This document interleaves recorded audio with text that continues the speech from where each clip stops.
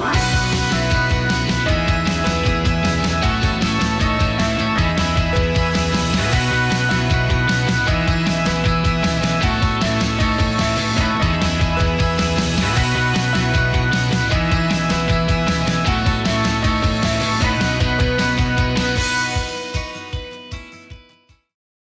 Pakistan, welcome to Chai Toaster Host. I hope you guys are having a really good morning. मेरी कुछ कम से कम सा है. I think a lot of that has to do with the fact that कल मैंने खाना बहुत late खाया. So I think this is something that I want to talk to you guys about. और मैं अक्सर बोलती हूँ I stop eating after रात को शाम में 7 बजे के बाद. बहुत रेयर ऐसा होता है कि कोई दावत होती है, कोई फंक्शन होता है, कोई शादी होती है तो मैं खाना खाती हूँ. बट कल रात मैंने थोड़ा सा, और अगर उसके बाद खाती हूँ तो generally I try to control my portion size. मगर कल रात मैं अपनी फैमिली के साथ बैठ के मेरी अम्मी, मैंने आप लोगों को बताया था कि आई हैं, तो it was her first dinner. बहुत सारी कढ़ाई भड़काई मटन की और चने की दाल, इतनी सारी with naan and you know all sorts of condiments. I think that did not sit too well in my tummy and I'm paying for it today. But अगर आप लोग मेरी तरह हैं और आप लोग kind of like watch what you're eating, not watch what you're eating, but अगर आप लोग एक certain timing में आपकी body used to हो जाती है तो I think कि उसको फिर वैसे ही रहना चाहिए. We should like kind of stick to our little schedules that everyone's used to. इसी के साथ मैं आप लोगों को आज के शो के बारे में बताती हूँ. It's a little update from my life, but आज हम बेसिकली बात कर रहे हैं बच्चों की स्टाइलिंग के बारे में. और ये पूरा का पूरा महीना, as you can see from my ribbon, it's right here we go, can you see it? So आज हम इस पूरा महीना बना रहे हैं पिंकटोबर, जिसके लिए मैं कल एक ज़बरदस्त किस्म की वर्कशॉप पे भी गई थी. It was really nice, very informative. हम बात करते रहेंगे ब्रेस्ट कैंसर अवेयरनेस के बारे में, जो कि बहुत ज़्यादा ज़रूरी है for women in our country, because Asia के अंदर सबसे ज़्यादा इंसिडेंस ब्रेस्ट कैंसर का हमारे मुल्क में होता है. ये बात बार बार कहते हुए थोड़ा सा मुझे वो होता है कि ऐसा क्यों है, हम ऐसा क्या खा रहे हैं, ऐसा क्या पी रहे हैं, ऐसा लाइफस्टाइल हमारा क्या है कि हमारे मुल्क में इतना ज़्यादा incidence है breast cancer का. But that's something that we need to talk about. We need to normalize this conversation because कल मुझे काफ़ी there were doctors जो कल workshop पे बात कर रहे थे और उन्होंने कुछ एक दो ऐसे incidents बोले which really like terrified me कि ऐसा क्या वाकई में होता है. मैं जल्दी से आपको एक छोटा सा एक incident बताना चाहती हूँ that one of the doctors yesterday narrated during the workshop. उन्होंने ये बताया कि बेसिकली उनके एक्सपीरियंस के अंदर एक पेशेंट आई जिसके ब्रेस्ट कैंसर की स्टेज इतनी ज़्यादा आगे जा चुकी थी from some village in Pakistan कि वहाँ पर मतलब उसके वो ज़ख़म बन गया था और ज़ख़म के अंदर कीड़े पड़ गए थे. और उनसे उसकी माँ अपनी बेटी को लेकर आई. एक यंग लड़की थी, मे बी 20s के अंदर, और उसकी माँ उसको लेकर आई और उसने कहा कि डॉक्टर ने पूछा कि आपको पता है कि ज़ख़म बन रहा है, इट्स नाउ विजुअल थिंग और इतने अरसे से बन रहा है, तो आप इतनी देर से इसको अस्पताल क्यों लेकर आए. तो उसकी माँ ने ये बोला कि अगर मैं इसके घर में बताती, हम लोग अपने घर में बताते, बच्ची ने तो बहुत पहले बताया था, मगर हम घर में बताते तो इसके पेरेंट वालिद और भाई इसको बच्ची को मार देते. ये बात सुन के मेरे रोंगटे खड़े हो गए कि हम लोग अभी तक इस बीमारी को एक बीमारी नहीं समझते, बल्कि इसको एक सोशल स्टिग्मा हम लोगों ने बनाया हुआ है. तो आई थिंक ये कॉन्वर्सेशंस जो हैं अपने घर के अंदर ज़रूर करनी चाहिए. सिर्फ घर में नहीं करनी चाहिए बल्कि सब उन लोगों के साथ इन कॉन्वर्सेशंस को नॉर्मलाइज़ करना चाहिए. तो ये है, हम लोग बात करेंगे पिंकटोबर के बारे में फॉर श्योर. बट इस वक्त मेरे पास टॉप स्टोरीज़ हैं आप लोगों को कुछ सुनाने के लिए, तो चलते हैं टॉप स्टोरीज़ की तरफ.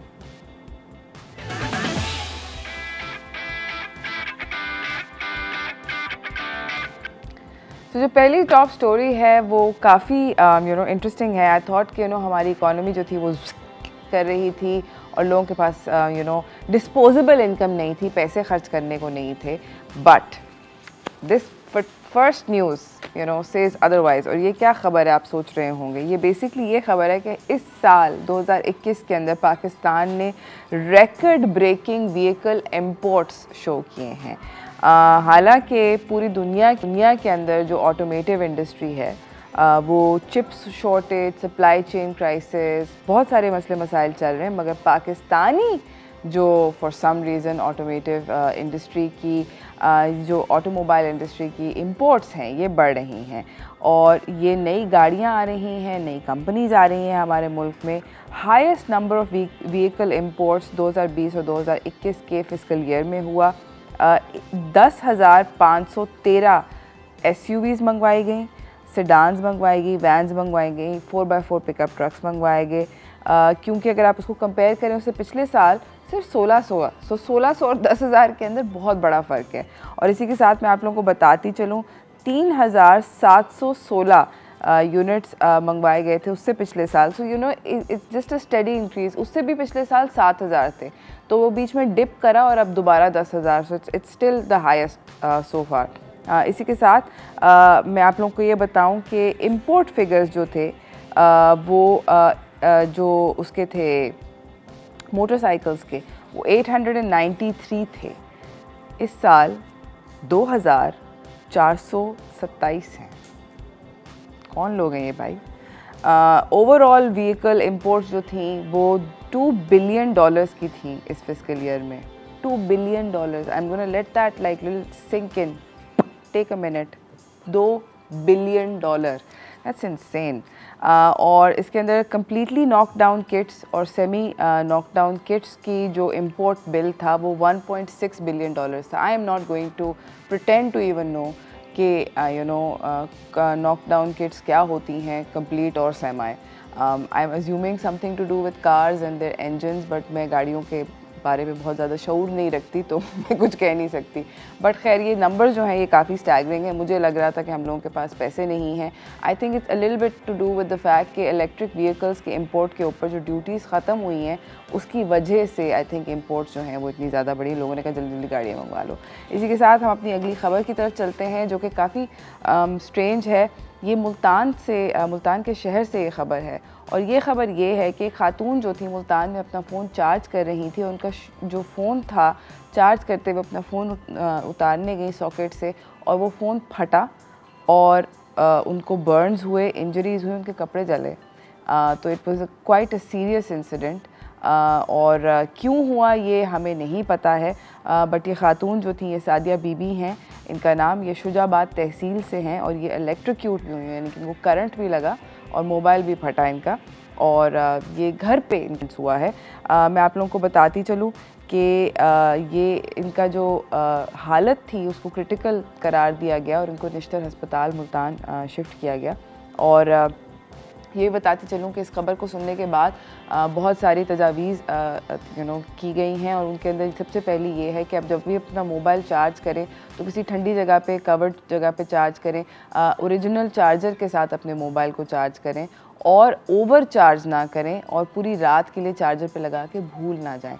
इसी के साथ नाज़रीन मैं एक छोटी सी ब्रेक की तरफ जा रही हूँ। ब्रेक से वापस आएंगे, आपको अपने अगले मेहमानों से मिलाएंगे, तो कहीं ना जाइएगा, देखते रहिए चाय टोस्टर होस्ट।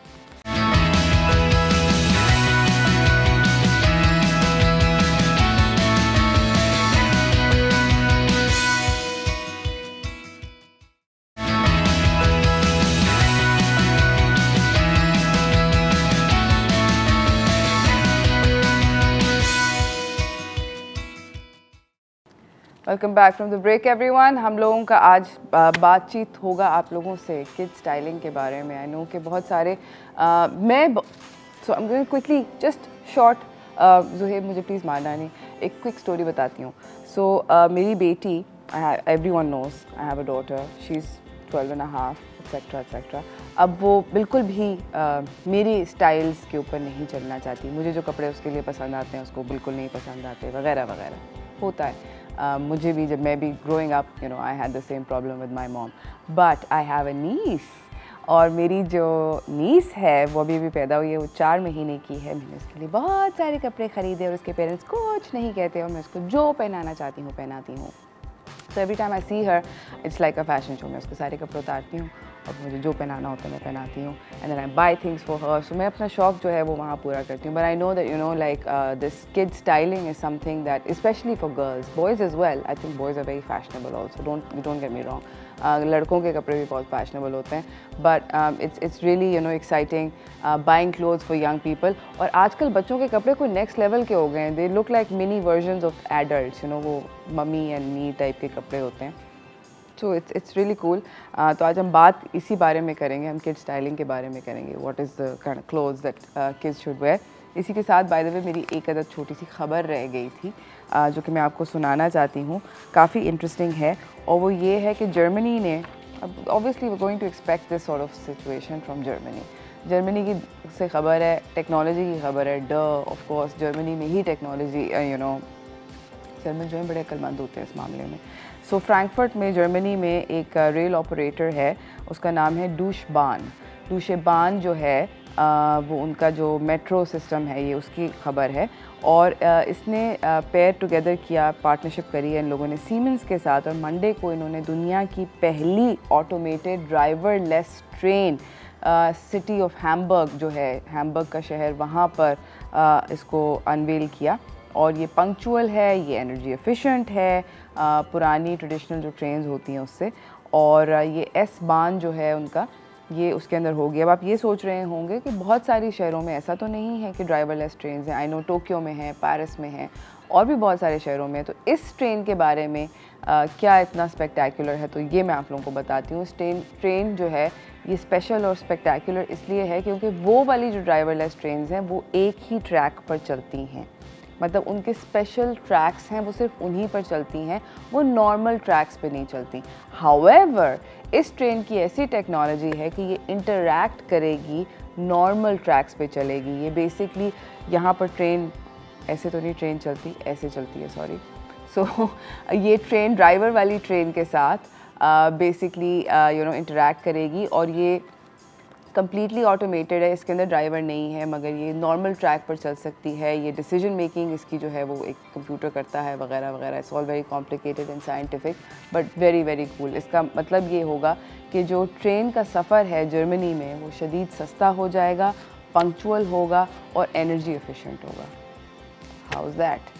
सो ये थी ट्रेनों के यू नो दुनिया से हमारे पास एक छोटी सी खबर। इसी के साथ हम जा रहे हैं एक छोटी सी ब्रेक पे, ब्रेक से वापस आएंगे, मैं आपको अपने अगले मेहमान से मिलाऊंगी, तो कहीं ना जाइएगा, देखते रहिए चाय टोस्टर होस्ट।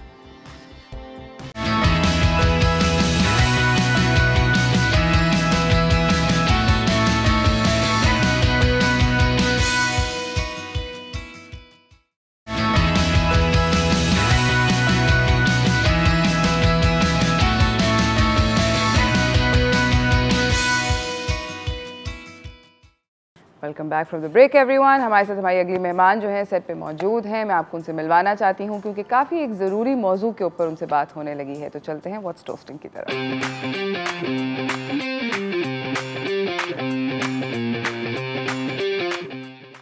हमारे साथ हैं डॉक्टर आमना अली, ऑप्थेमोलॉजिस्ट हैं LRBT आई हॉस्पिटल से। अस्सलाम वालेकुम। वालेकुम अस्सलाम। कैसी हैं आप? अल्हम्दुलिल्लाह। मैं आप लोगों को बताना चाहती हूँ कि आज एक बहुत अहम दिन है। आज बेसिकली वर्ल्ड साइट डे है, ये सालाना मनाया जाता है, सेकंड थर्सडे जो होता है अक्टूबर का, उस पर मनाया जाता है। और इस दफ़ा की जो थीम है वो है love your eyes. I think a lot of that has to do with the fact कि पिछले साल कोरोना की वजह से बच्चों ने, बड़ों ने, सब लोगों ने स्क्रीन्स के सामने बहुत सारा टाइम गुजारा है, जिससे आई साइट इम्पैक्ट हुई है। ऐसा हुआ है डॉक्टर आमना? बहुत इम्पैक्ट हुई है। जो कोविड आया है ना, उसकी वजह से ज़ाहिर है हम पढ़ाई नहीं छोड़ सकते थे, सब ने ऑनलाइन क्लासेस ली 4 आवर्स 5 आवर्स, और फिर बच्चों ने बीच में जो ब्रेक्स आते थे उस ब्रेक्स में बजाय इसके कि कुछ खेलने जाके उसमें जाके मोबाइल उठाया एंड उसमें खेलना शुरू, एंड ये सब उन्होंने कोई ब्रेक लिया ही नहीं एक्चुअली। तो वो बहुत सारे बच्चे, इनफैक्ट हमारे अपने घरों में भी बहुत सारे बच्चे जो है ना वो ग्लासेस उनको लग गए, ज़ाहिर है, बिल्कुल। अच्छा, मुझे ये बताएं थोड़ा सा LRBT के बारे में बताएं कि ये ऑर्गेनाइजेशन जो है ये क्या है, किन किन लोगों को सर्व करती है एक्सेट्रा। LRBT जो है 1984 में ग्राहम लेटन और रहमतुल्लाह अलैह साहब, उन्होंने रहमतुल्लाह साहब ने मिल के बनाया था टू फॉर अ मिशन कि कोई भी बंदा जो अफोर्ड नहीं कर सकता वो ब्लाइंड न रह जाए।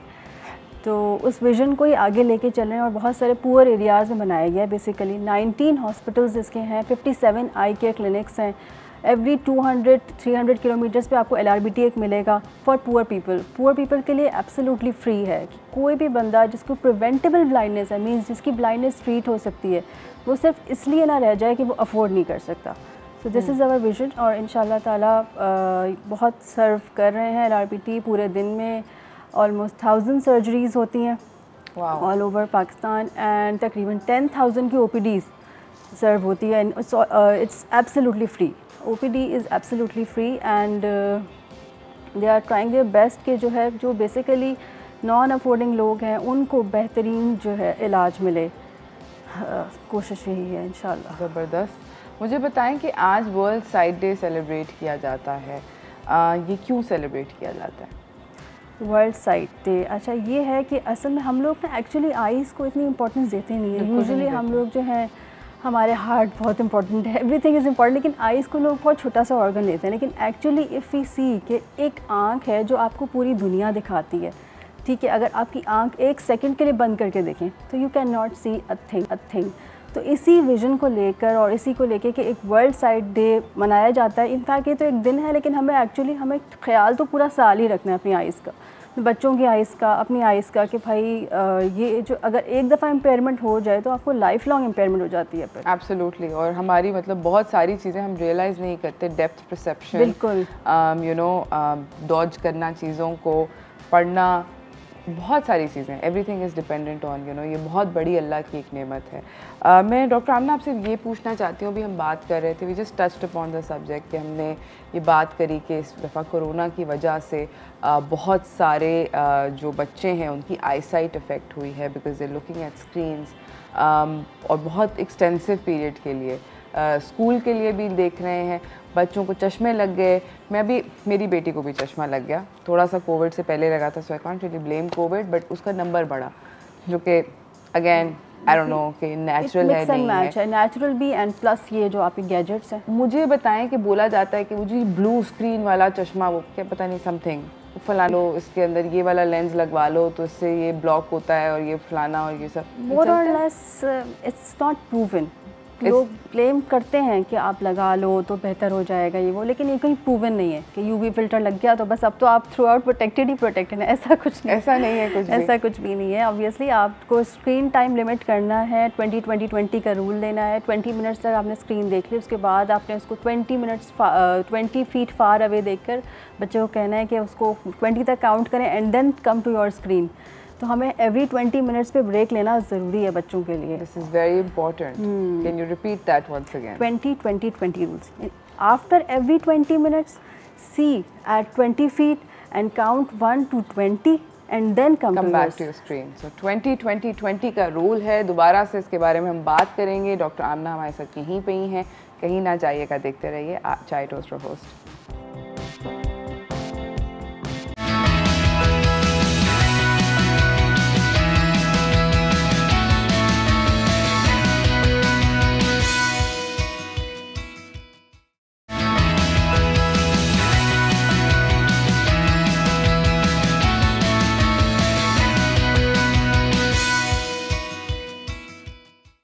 Welcome back from the break everyone. हमारे साथ यहाँ पर डॉक्टर आमना अली मौजूद हैं, ऑप्थेमोलॉजिस्ट हैं LRBT हॉस्पिटल से।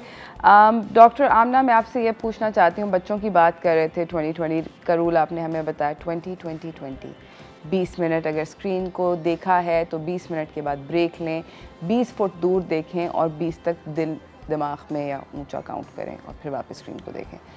मुझे ये बताएं डॉक्टर आमना कि बच्चों के अंदर सबसे ज़्यादा रेगुलरली आपको ब्लाइंडनेस के इंसिडेंट्स की तरफ जाते हुए क्या बीमारियां नज़र आती हैं? As we do hundreds of OPDs daily, तो जो हमने मोस्ट कॉमन चीज़ें देखी हैं ना बच्चों में, जो चीज़ें प्रिवेंटेबल या ब्लाइंडनेस की तरफ भी जा रही हैं, तो ब्लाइंडनेस यूजुअली जो चीज़ कॉज करी वो कैटरेक्ट्स है। इवन कोई भी इस बात को रियलाइज़ नहीं करेगा कि छोटे से बच्चे के अंदर कैटरेक्ट कैसे हो सकता है, लेकिन होता है और ये सबसे ज़्यादा ब्लाइंडनेस कॉज करता है। और उसके बाद फिर बहुत सारी चीज़ें आ जाती हैं, लेकिन वो फिर down the list, like tumours हैं, रेटिनोपैथी ऑफ प्रीमेच्योरिटीज़ हैं, कुछ और हाइपरप्लास्टिक विट्रियस वगैरह होते हैं, लेकिन वो सब डाउन द लिस्ट आते हैं। ऊपर सबसे कैटरेक्ट किसी आता है and we deal them a lot. And हमारी डेली की लिस्ट में और कैटरैक्ट को बाय द वे नाज़रीन मोतिया कहते हैं। एग्जैक्टली, मोतिया जो है वो बेसिकली यू नो दिमाग में ये आता है कि आप बहुत बूढ़ी उम्र में आके मोतिया होगा, मगर वो बता रही है कि बिल्कुल ऐसा नहीं है। कंजेनाइटल कैटरैक्ट्स होते हैं 2 मंथ्स 3 मंथ्स पे भी बच्चे को हो सकता है। वाओ। सो 2 से 3 माह के बच्चे को 2-3 माह के बच्चे को भी हो सकता है, 1 मंथ पे भी हो सकता है, आई मीन हो सकता है। तो आपको जब भी लगे ना कि बच्चा आपको कंप्लेन कर रहा है कि मुझे नज़र सही नहीं आता, उसको लाइटली नहीं लें प्लीज़, उसको लाके एक दफ़ा चेक करवा लें, क्योंकि इस एज में जो कैटरैक्ट्स अगर ट्रीट हो जाएंगे तो इट्स बेटर। अगर वो उस वक्त इम्पेयरमेंट रहेगी तो उसकी लाइफ लॉन्ग इम्पेयरमेंट रहेगी, उसकी विजन कभी भी नहीं बनेगी। Same is the case with glasses. Parents glasses को इतना सीरियस नहीं ले रहे होते कि लग जाएगा, ओ माय गॉड ये वो नंबर ज़्यादा है तो कम लगा दिया। अगर आप प्रॉपर नंबर नहीं लगाएंगे उसके तो वो उसकी इम्पेयरमेंट लाइफ लॉन्ग रहेगी, बाद में हम उसको कोई भी चीज़ ऑफ़र नहीं कर सकते। राइट आपने अभी बात करी थी ब्रेक के दौरान में कि रेटिनोपैथी है प्रीमेच्योर बेबीज़ के अंदर।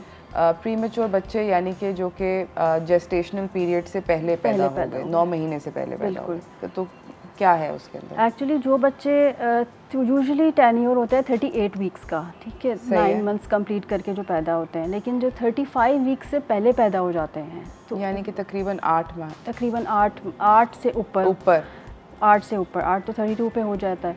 तो फिर अगर जो 39 मंथ्स से पहले पैदा हो जाते हैं, यानी 8 मंथ्स के थोड़ा सा ऊपर कर लें, 35 वीक्स पे बेसिकली, तो हम जो है उसमें एग्जैक्टली 8 मंथ पे जो पैदा हो जाते हैं उसके बाद जो है उसको उनको बहुत इंक्यूबेटर्स में रखते हैं, ऑक्सीजन लगता है और फिर उनको वेंटिलेट की भी ज़रूरत पड़ जाती है। बिल्कुल। और बहुत सारी ऑक्सीजन देनी पड़ती है बाजू का। तो वो जो ऑक्सीजन बहुत सारी मिलती है वो नीड तो होती है उनकी लाइफ के लिए, लेकिन वो ना एक्चुअली उनकी आइज़ पे बहुत बुरा इफेक्ट डाल रही होती है।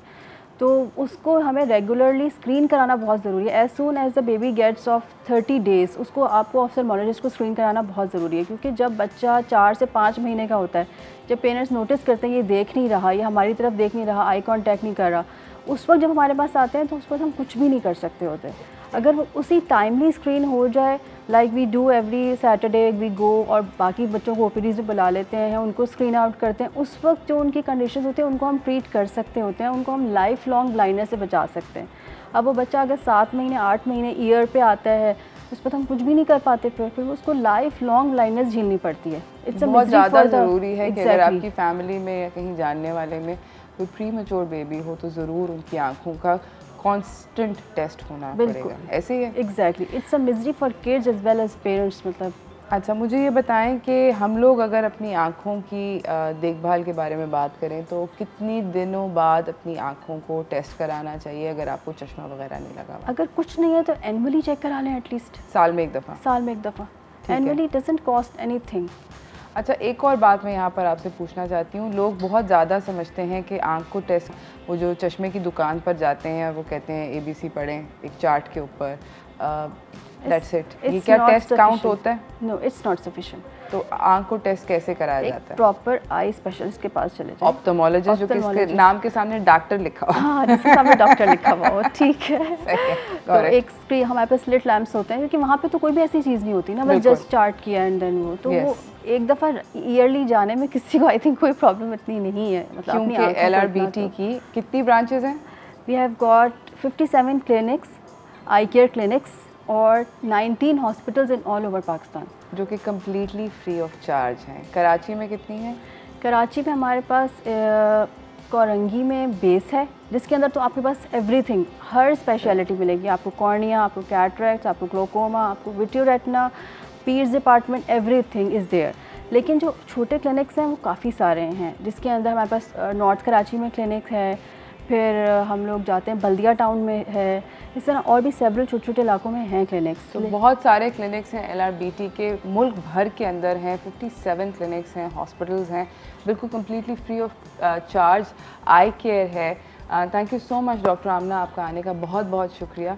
हम लोग जा रहे हैं नाज़रीन एक छोटी सी ब्रेक की तरफ, ब्रेक से वापस आएंगे, आपको अपने अगले मेहमान से मिलाएंगे, मगर जाने से पहले ज़रूर ये कहना चाहूँगी कि अगर आपने अपने आँखों में थोड़ा सा भी आपको कोई डाउट है तो जाके एक डॉक्टर से ज़रूर मशवरा करें, अपना या अपने किसी भी फैमिली मेम्बर का।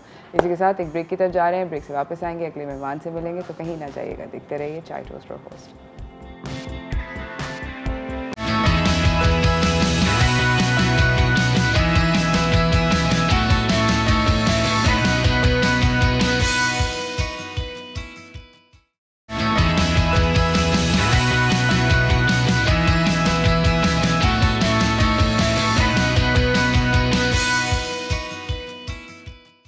Welcome back from the break everyone. अगर आपके घर में बच्चे हैं तो ये वाला सेगमेंट आप प्लीज़ ज़रूर देखें। हम लोग बात कर रहे हैं कि बच्चों की स्टाइलिंग कैसे सही करी जा सकती है। तो चलते हैं व्हाट्स इन व्हाट्स आउट की तरफ।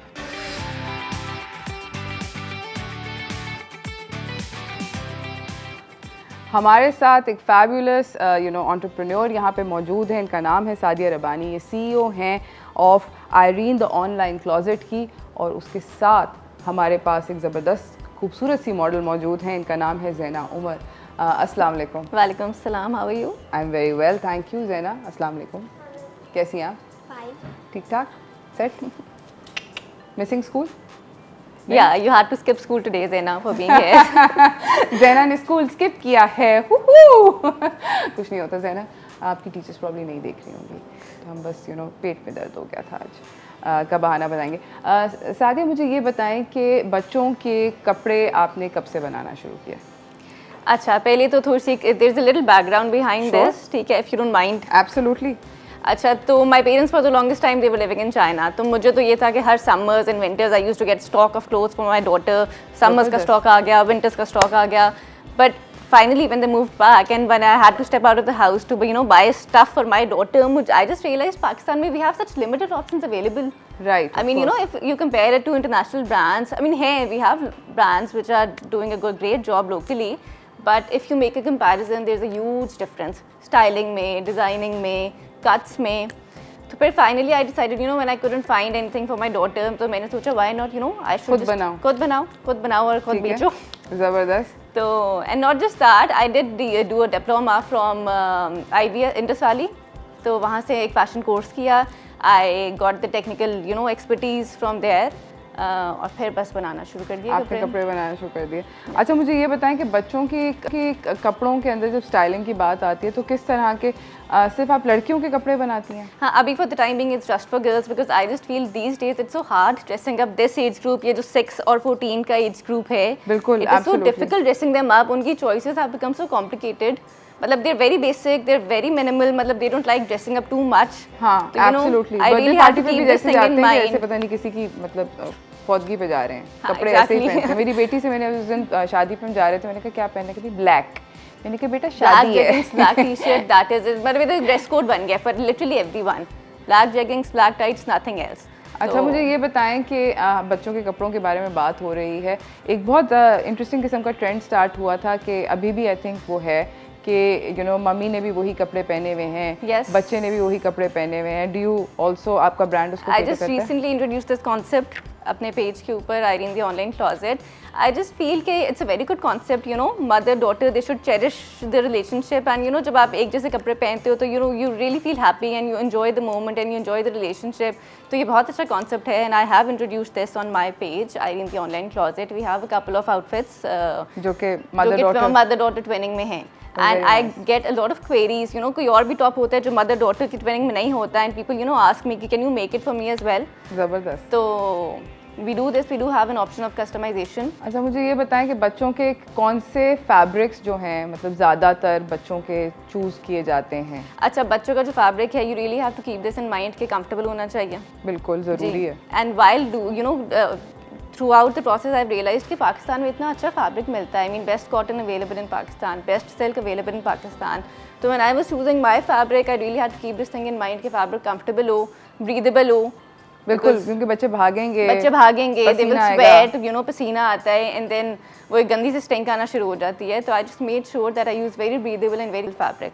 ये जो ज़ैना ने इस वक्त आउटफिट पहना हुआ है, ये किस कपड़े का बना हुआ है? अच्छा, ये this is crepe silk. This is a very comfortable fabric, and this design I digitally designed it. मतलब ये कोई आम डिज़ाइन नहीं है कि लोकल फैब्रिक ले लिया। तो I got the fabric and then I designed a pattern on it, ताकि बहुत ही minimalistic. If I come close to Zaina, of course, जो पैटर्न है बहुत ही मिनिमलिस्टिक है। The design is very simple, very basic. I am not really fond of too much happening in the dress, मतलब इतना ज़्यादा प्रिंट नहीं होना चाहिए। ठीक है। तो for kids I think this was like a perfect option. बहुत ही सिंपल, बहुत ही basic design.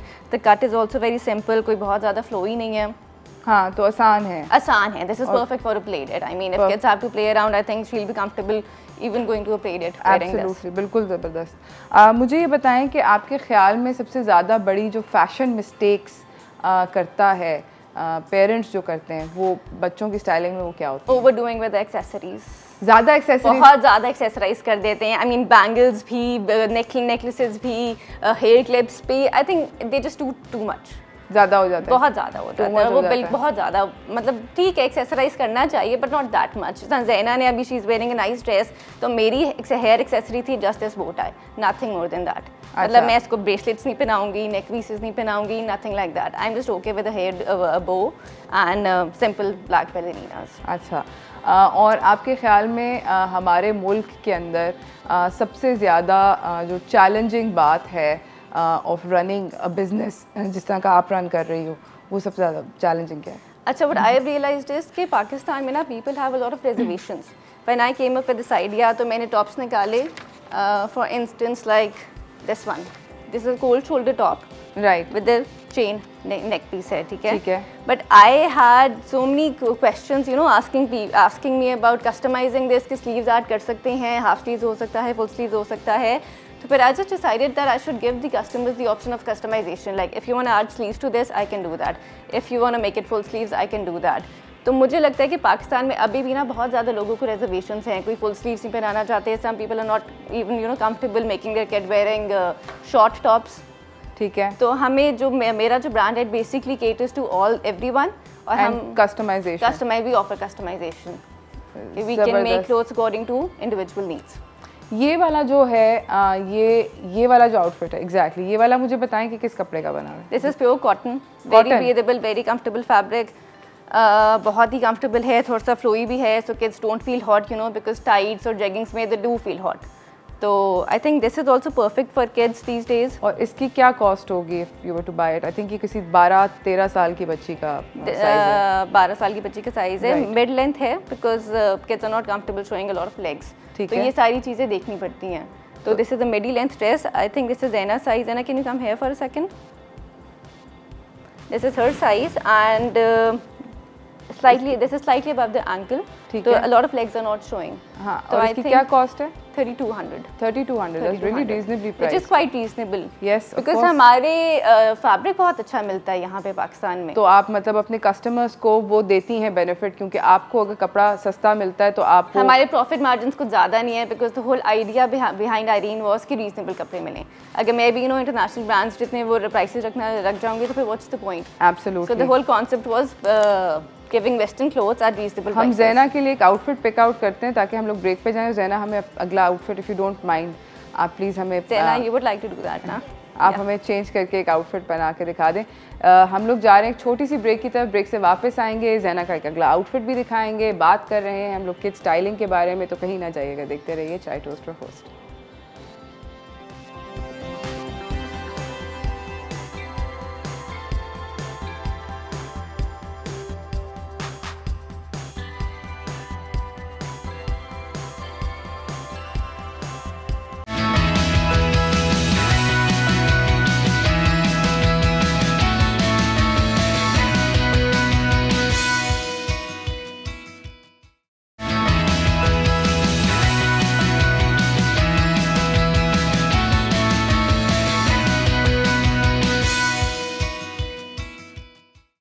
Welcome back from the break everyone. हमारे साथ यहाँ पर सादिया रबानी मौजूद हैं और ज़ैना उमर मौजूद हैं, और हम लोग बात कर रहे हैं बच्चों की स्टाइलिंग के बारे में।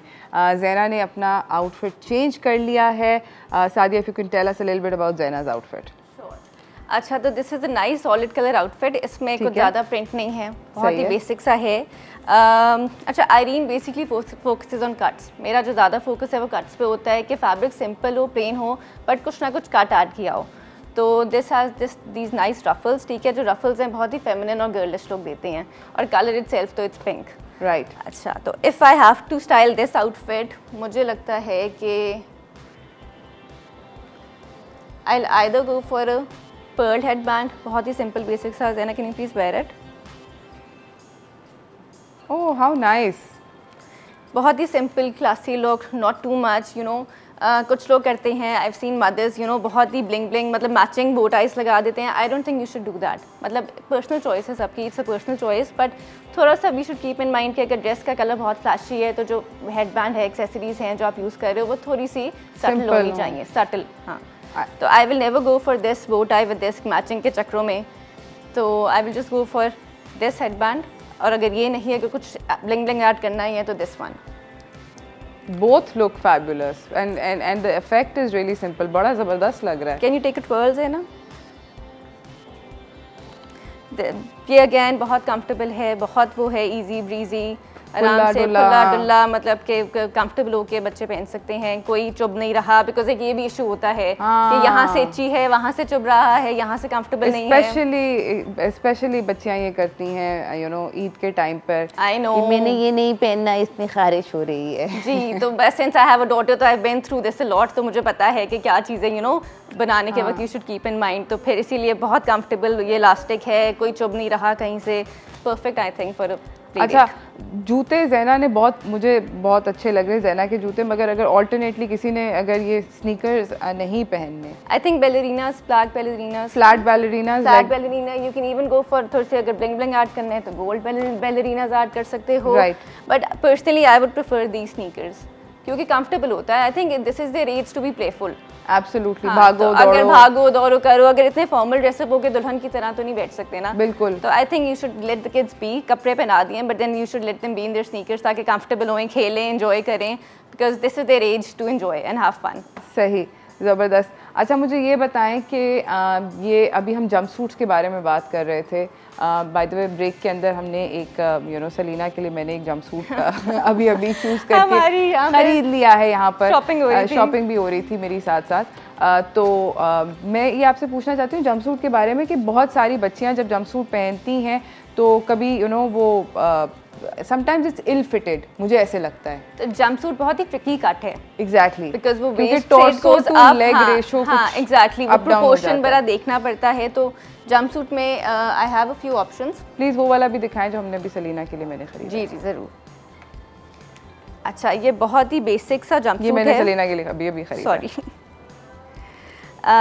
इसको आप आराम से एक्सेसराइज कर सकते हो। If you not comfortable wearing spaghetti straps तो आप टी शर्ट के साथ पहन सकते हो, white T shirt, black T shirt. And jump suit से ज़्यादा कंफर्टेबल तो कुछ भी नहीं होता। हाँ, पैंट्स होते हैं, पैंट्स होता है, अटैच्ड होता है, कुछ भी नहीं होता। तो आई थिंक कंफर्टेबल जब हो तो jump suit is the perfect option. ये कॉटन का है, मैं आप लोगों को माइंड यू ये बताती चलूँ, pure cotton fabric. We have colour options available. ये मैं कस्टमर्स को कह देती हूँ कि यू नो कुछ बच्चे नहीं पहनते, they like bling bling and they like bright colours, तो कलर ऑप्शंस मैं दे देती हूँ। अच्छा, मुझे पूछा जा रहा है कि इसकी क्या कॉस्ट है? 3400 का है। So it's very reasonably priced. आप लोग प्लीज़ डेफिनेटली ज़रूर ख़रीद सकते हैं अपने बच्चों के लिए। Very nice. इसको भी जब एक्सेसराइज करना हो तो बहुत सिंपल, बहुत बेसिक एक्सेसरीज यूज़ करनी चाहिए। आई थिंक अगेन स्नीकर्स के साथ बेस्ट होते हैं।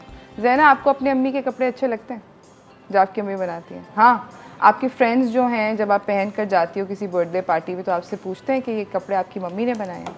नहीं, कोई भी नहीं पूछता ये? रियली? कभी कोई ऐसा नहीं बोलता कि यार क्या ज़बरदस्त आउटफिट पहना है?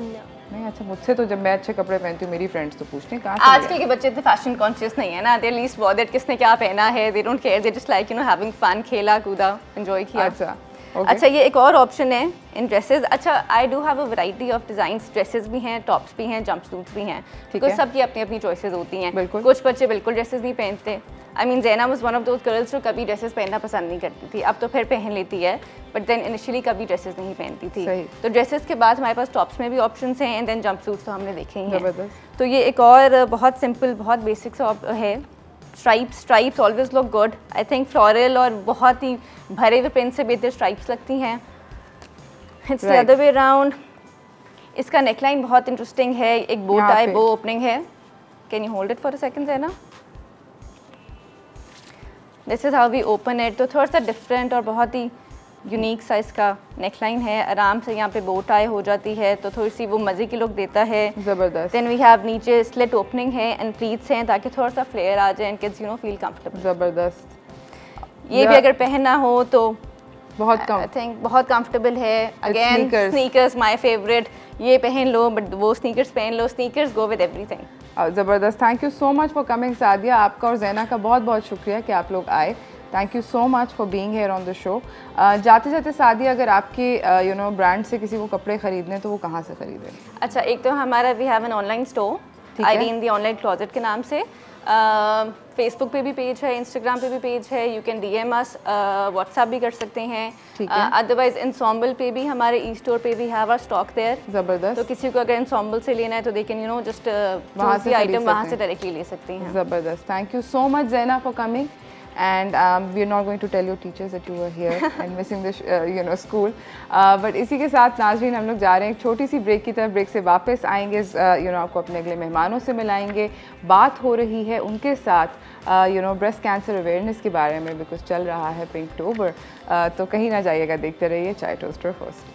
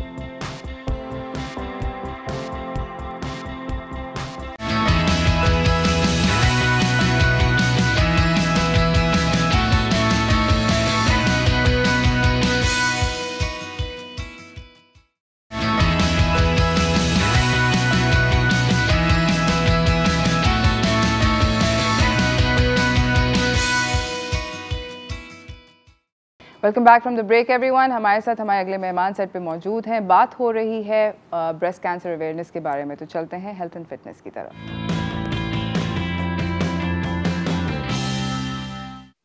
हमारे साथ यहाँ पे मौजूद हैं डॉक्टर वसीम काजी, जो कि वाइस चांसलर हैं इकरा यूनिवर्सिटी के, और उनके साथ उनकी बेगम मौजूद हैं डॉक्टर ज़ुबैदा काजी, जो कि एक ज़बरदस्त किस्म की पिंक पाकिस्तान के नाम से NGO रन करती हैं। अस्सलाम वालेकुम। कैसे हैं आप दोनों? I should have introduced you first. एकदम से मुझे ख्याल है कि मुझे डॉक्टर ज़ुबैदा को पहले इंट्रोड्यूस कराना चाहिए था और फिर आपको। एब्सोल्युटली। तब आपको ये कहना चाहिए कि भाई हमारे साथ मौजूद हैं डॉक्टर ज़ुबैदा और उनके हस्बैंड और उनके शौहरे नामदार जो कि आए हैं उनके साथ। But we do believe on gender equality as well, so it's okay with है ना, चलेगा, कहीं ऊपर नीचे ना हो जाए। मैं जनरली इस तरह सोफे पे इंट्रोड्यूस करती हूँ, तो वो it's just the luck of the draw. मुझे थोड़ा सा अगर आप लोग हमारे नाज़रीन को अपनी brief introductions दे दें। We'll start with you, ma'am. Yeah, so I'm Dr. Zubaida Qazi. By profession, I'm a radiologist working in a public sector department and mostly in women imaging. As a philanthropist, I've started this organization, which is Pink Pakistan Trust, and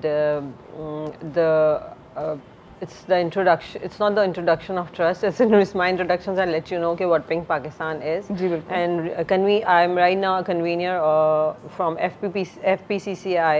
We are working on women health from there as well. So this is what my current introduction is. And sir, आप? मैं पिछली 2.5 दहाइयों से higher education से मुंसलिक हूँ। इससे पेशतर इकरा से पेशतर मैंने हमदर्द university हकीम साहब के साथ थोड़ा बहुत काम किया, और उसके बाद यूनिवर्सिटी ऑफ लाहौर बनाई, यूनिवर्सिटी ऑफ फैसलाबाद बनाई। 16 साल से मैं इकरा यूनिवर्सिटी के साथ मुंसलिक हूँ। In between I happen to be a director at USAID teachers training projects and World Bank, senior management consultant of European Commission, so on so fourth.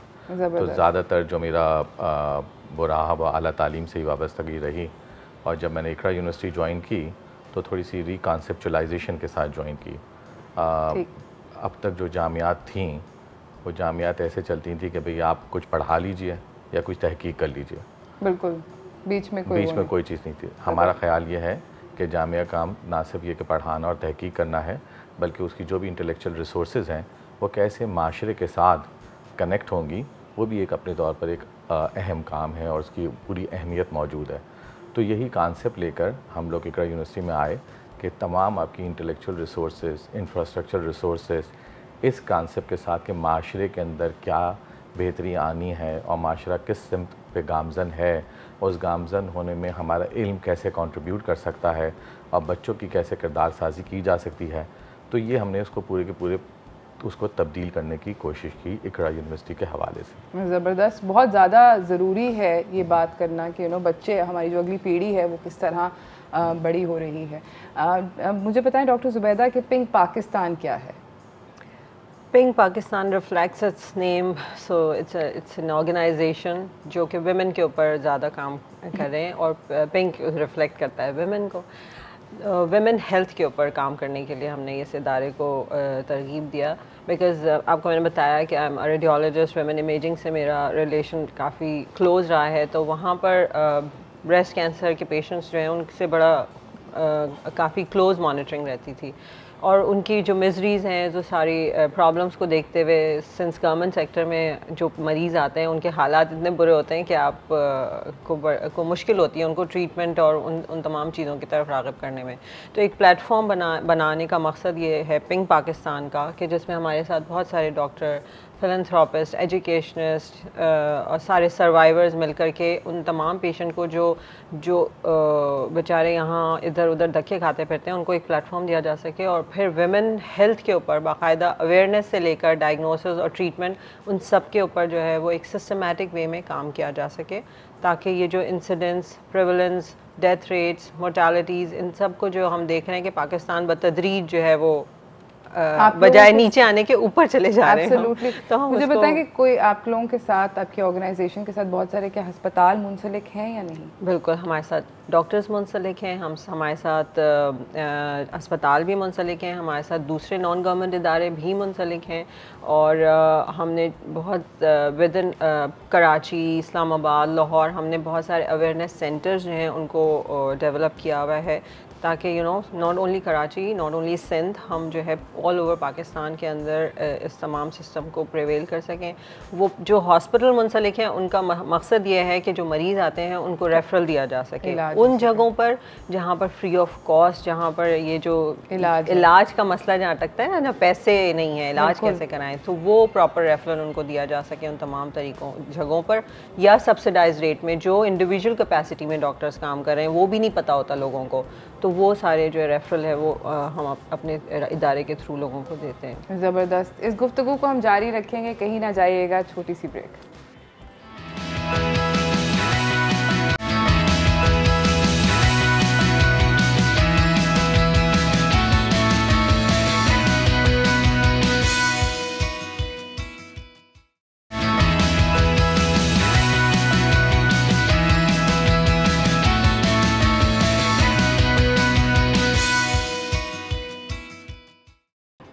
Welcome back from the break everyone. हमारे साथ doctor Zubaida काजी बैठे हुए हैं और doctor Wasim काजी बैठे हुए हैं।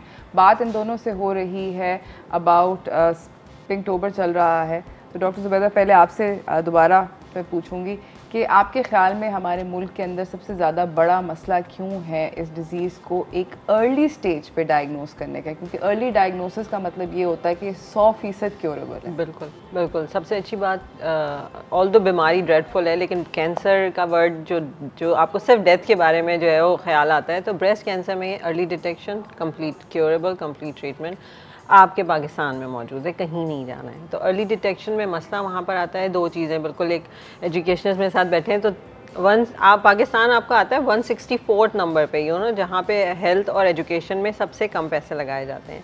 तो वहाँ जहाँ एजुकेशन, तालीम का एक फुकदान है, वहाँ सेहत की फैसिलिटीज़ का भी उतना ही ज़्यादा फुकदान है। तो अवेयरनेस और availability of the health facilities दोनों जो हैं वो बहुत इंपॉर्टेंट रोल प्ले करते हैं। फिर हमारा सोशल टैबू, हमारे सोशल नॉर्म्स ऐसे हैं लोगों की के इस कदर इस बीमारी को लेकर बात नहीं करना, बोलना नहीं है, जैसे कि किसी औरत ने खुदा न खास्ता कोई गुनाह कर दिया, कोई ऐसी बात कर दी कि जिसको अगर बात करेंगे तो वो बहुत ही बुरी बात हो जाएगी। तो ये टैबू जो हमारे माशरे में है, जब ये ब्रेक होगा तभी वो औरत उस बात को कर पाएगी, स्पेशली अपने बेटर हाफ से, या वो फादर है या भाई है जिस पे वो डिपेंडेंट है, वो उससे बात नहीं कर सकती। इवन फीमेल टू फीमेल बात नहीं कर सकती, ये चुप हो जाओ, बोलना नहीं है कि ब्रेस्ट कैंसर हो गया है तुम्हें, या ब्रेस्ट में कोई चीज़ फील हो रही है, ये वर्ड यूज़ नहीं करना है, छाती का वर्ड यूज़ नहीं करना है।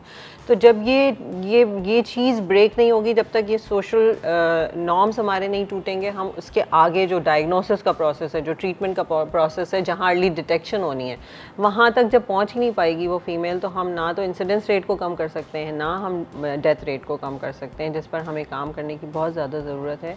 और as a social worker, as a philanthropist, as a doctor, as an educationist हम मिल करके हमने, क्योंकि कोलैबोरेशन इसीलिए की है एजुकेशनल इंस्टीट्यूशंस के साथ कि हम उन तमाम स्टूडेंट्स को के थ्रू जो है वो अपने हर एरिया में पहुंच सकें, उनको ये बता सकें कि किस तरह से जो है वो आपने इस डिज़ीज़ के बारे में जैसे ही महसूस करें, अर्ली डिटेक्शन कैसे होनी है, सेल्फ एग्जामिनेशन कैसे करना है, वो कौन से साइन एंड सिम्टम्स हैं जो वो ख़वातीन फ़ील करें तो उसको लेकर फ़ौरन डॉक्टर के पास जाएं। और वो सारे काम के तावीज़ करा लो, हकीम के पास चले जाओ, होम्योपैथ के पास चले जाओ, प्लीज़ वो उन कामों में टाइम वेस्ट नहीं करें, क्योंकि जो है वो बहुत तेज़ी से फिर प्रोग्रेस कर जाती है। डॉक्टर वसीम, आप मुझे बताएं कि किस तरह आपका जो काम है इकरा यूनिवर्सिटी के साथ वो टाई इन करता है विद दिस पर्टिकुलर। देखिए, पहली बात तो ये है कि हम सबको समझनी चाहिए कि हमारी कुछ समाजी जिम्मेदारियाँ, हमारी कुछ अखलाकी जिम्मेदारियाँ हैं। बिल्कुल। हमने ये किया, आला तालीम को नथी कर दिया जदीद दौर के अंदर माशी तरक्की के साथ। सही। हमें जो समझने की कोशिश करनी चाहिए वो ये कि हमारी माशी तरक्की पैवस्ता है और जुड़ी हुई है माशरती इर्तिक़ा के साथ। सही। जब तक हम अपने तौर पर अखलाकी ज़िम्मेदारियों को नहीं समझेंगे, अब आप ये भी देखिए कि वर्ल्ड में भी आप देखिए, पहले जीडीपी एक इंडिकेटर था आपकी तरक्की को नापने का, अब आपकी तरक्की को नापने का जो इंडिकेटर है वो ह्यूमन डेवलपमेंट इंडेक्स है। और ह्यूमन डेवलपमेंट इंडेक्स जो है उसके दो बड़े पैरामीटर्स हैं, एक हेल्थ और दूसरा एजुकेशन। तो अगर ये चीज़ें हम समझेंगे तभी हम तरक्की की तरफ गामजन हो सकेंगे। इन चीज़ों को समझते हुए हमने ये सोचा कि हम अपने निसाब के अंदर इन तमाम माशरती और अखलाकी ज़िम्मेदारी को समझते हुए हमने एक CSR का कोर्स जो है वो इंक्लूड किया, जो कॉर्पोरेट सोशल रिस्पॉन्सिबिलिटी का कोर्स होता है। अच्छा, मुझे इसको कॉर्पोरेट सोशल रिस्पॉन्सिबिलिटी के बजाय मैं बड़ा बहस करता रहा अपनी फैकल्टी मेंबर्स के साथ, इसको सोशल रिस्पॉन्सिबिलिटी का कोर्स होना चाहिए।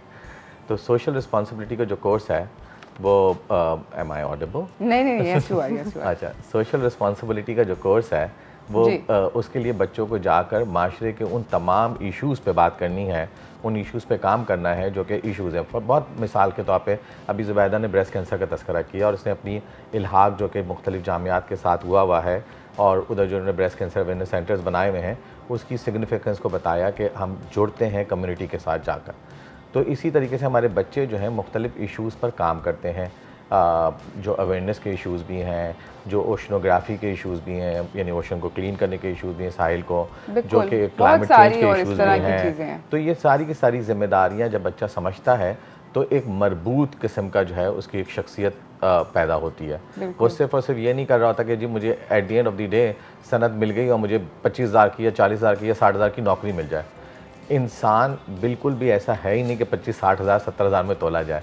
इंसान ये है कि उसकी पूरी की पूरी एक अखलाकियात के साथ जो ताल्लुक़ है, उसके जो जज्बात के साथ जो उसका ताल्लुक़ है, उसके साथ जो उसके माशरे के साथ जो ताल्लुक़ है और जो आसपास के लोग हैं उनके साथ जो ताल्लुक़ है, यही पूरी की पूरी इंसानियत होती है। और कोई भी तालीम जो इंसानियत से नहीं जुड़ी हुई वो तालीम कहलाने का हक़ नहीं रखती। ज़बरदस्त, थैंक यू सो मच आप दोनों का आने का, डॉक्टर ज़ुबैदा, डॉक्टर वसीम।